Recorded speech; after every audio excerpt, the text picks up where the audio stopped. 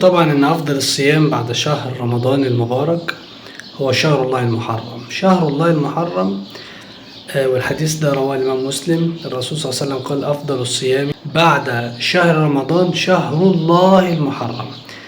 واخص يوم بقى من شهر المحرم ده انه في يوم اسمه يوم عاشوراء، اللي هو يوم 10 محرم. ده صيامه بيكفر سنة كاملة من الذنوب الصغائر.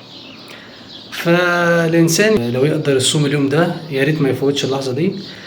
كذلك يخالف اليهود طبعا، ما يصومش يوم عاشوراء بس لوحده، الأفضل إن هو يصوم 9 قبله و10، اللي هو 9 و10 محرم. طب افرض ما قدرش أو ما لحقش يصوم 9 مثلا، يبقى يصوم 10 و11. يخالف الإيه؟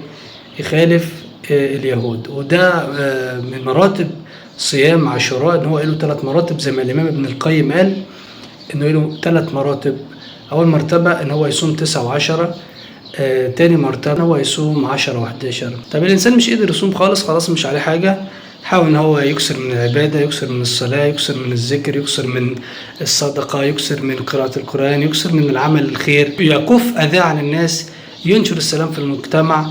اي عمل خير يعمله في يوم عاشوراء ان شاء الله يبقى له الاجر الكبير، وما يحرمش نفسه بقى من بقيه الشهر ده من الاعمال الصالحه، خاصه الصيام، لان زي ما قلنا ان شهر الله المحرم هو افضل الشهور بعد رمضان، والصيام فيه افضل الصيام بعد رمضان.